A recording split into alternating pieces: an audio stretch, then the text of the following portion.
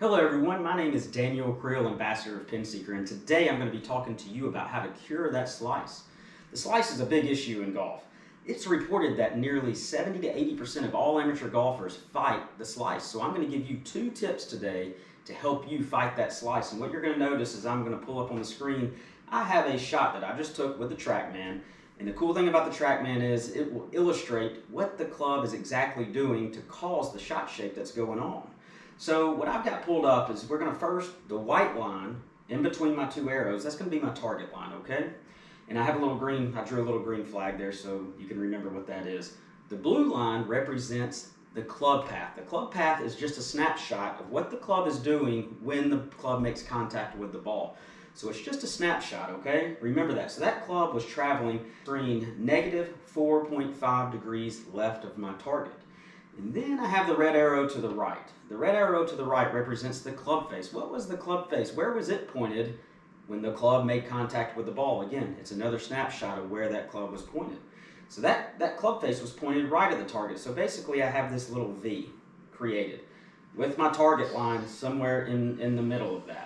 So and then I also want you to pay attention to the black line. The black line is what the ball actually did when it took off, basically the start direction, and then it shows the curvature of the ball. So the black line, as you can see, is hugging the red arrow is going. So again, it's going to favor more of where the club face is pointed versus the club path. So we need to understand that. So the issue here, in my opinion, is going to be more club face, where most people start focusing on the club path. So that path is negative 4.5, right? So say you're a golfer and you're like, I'm coming over the top, and you don't fix the club face. So you're coming over the top, and you start swinging more to the inside. So we bring that club path from negative 4.5 to say 0. So we're swinging straight down the target line, making good swings, but we never fixed that club face. That club face is still going to be open 3 degrees and probably more than 3 degrees because we're pushing the club more out to the right of the target is what it feels like to you. And that ball is going to continue to slice, so we never get rid of the slice. So we got to focus on the club face first. And what we're going to do that is we're going to look at your grip. So the grip, most of golfers tend to have more of a neutral grip if they're fighting this slice. And what that means is on my left hand, when I'm looking down at the club, I can only see one knuckle here. So what I want to do is bend this over, get the thumb kind of on the side to where I'm seeing 1, 2, maybe 2.5 knuckles. That's going to strengthen the grip and help us get the face square to impact, okay? So I'm going to get to where I can see 2.5 knuckles, and I'm going to come in with my right hand, and this is a big piece. Most golfers come in and they have that right hand and they have a really strong right hand, okay? So the right hand's really strong, they have a weak left hand. So we've got this more in a neutral position. And basically they're gripping it in the palm, and when they grip it in the palm, it's hard for that club to really roll over in a good, timely fashion. So if you grip it in the palm, you're probably gonna fight a little bit of a slice and maybe those really low pull hooks, okay?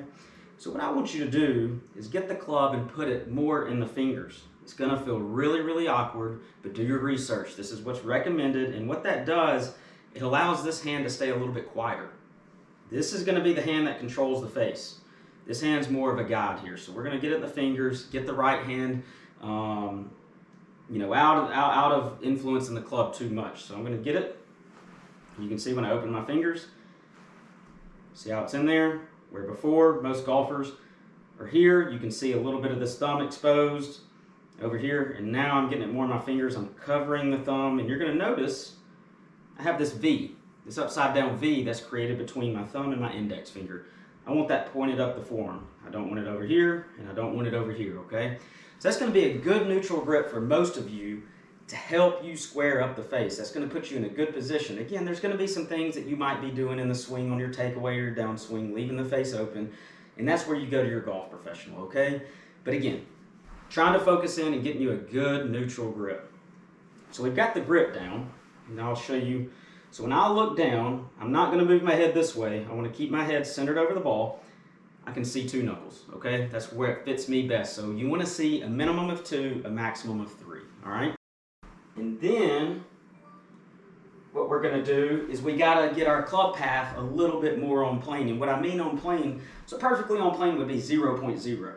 I don't care if you're negative, 2, positive 2, negative 3. Again, where I start working on my golfers is I want to get them to negative 3, negative 3.5, or positive 3, positive 3.5. Somewhere in those rooms. Once you get over that, we start getting too much curvature on the ball, okay? Because you have to curve it too much to bring it back in. So what I'm going to do is I'm going to set this up, and what I am is, I know you can't see from that angle, I'm a little less than a club length with my pitching wedge. So if you grab a 6-iron, go a little bit less of a club length with your 6-iron, but I'm going to be using a pitching wedge here. And what I'm going to do, let me fix this computer to where we can see my shot. So you can see on the last shot I'm negative 4.5 on the club, and I'm positive 3 on the face. So what this drill is going to do is I don't want it to interfere with my takeaway, but if I come over the top, I'm going to hit the noodle, okay?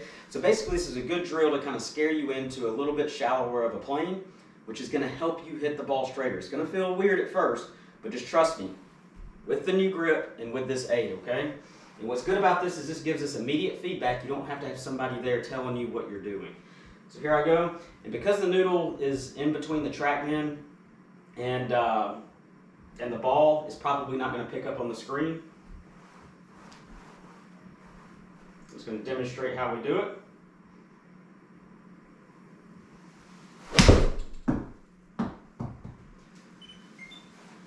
As you can see on the screen, I hit, it's a little bit of a push, but the ball fell a little bit to the left. And you can actually see on the screen that my blue line and my red line, you can see that it did pick up. There's not a big gap between. So I just hit a little bit of a push. My red line, which is my club face, was a little bit left of my path.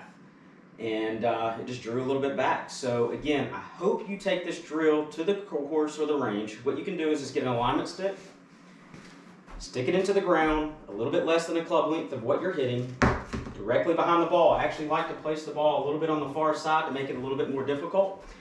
And the more you want to make it difficult, you can keep going this way, or you can come this way. Again, I don't want you to interfere with your takeaway. So if you put the ball out here, I don't want you to start sucking it way back in.